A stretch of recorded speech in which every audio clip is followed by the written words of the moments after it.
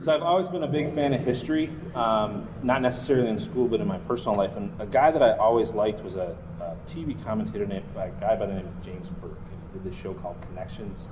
And he talked about how the past has influenced our present, how Napoleon played a pivotal role in the development of the modern day computer. So this is my story of leadership lessons. And I'm a real visual learner, so go with me on this one. So how does Jeff Daniels as Lawrence Chamberlain in Gettysburg, the Emperor of the Republic in Star Wars, a swingline stapler from Office Space, and the Quickie Mart from The Simpsons have anything to do with my leadership lessons? Well, so from Gettysburg, does anybody know who the gentleman on your left is?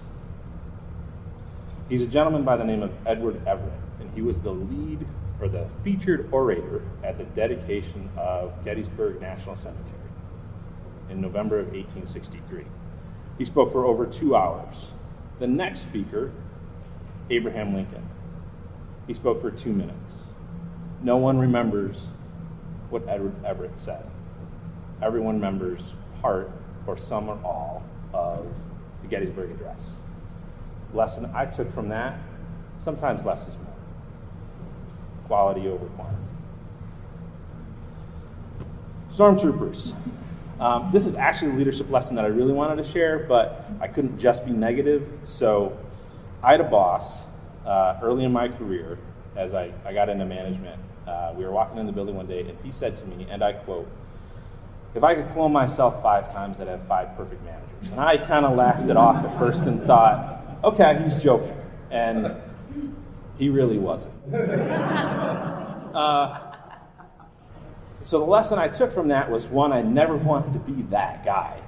But everybody's an individual. Everyone has an opinion. Everyone has an idea. Everyone comes from a different background. And that's really what makes a team, the people that you lead, great.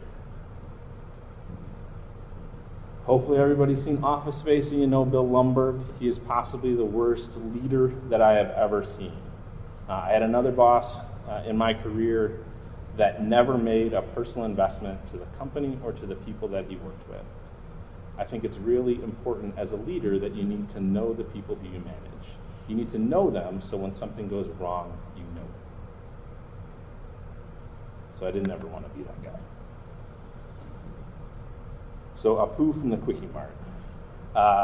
The Simpsons is a great pop icon from American history, but the lesson that it ties into is the lesson of my parents.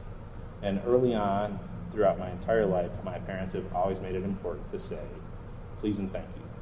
No matter your station in life, whether they work for you or it's a waitress in a store or a restaurant, it's very important to say please and thank you. So as Apu would say, thank you. Come again.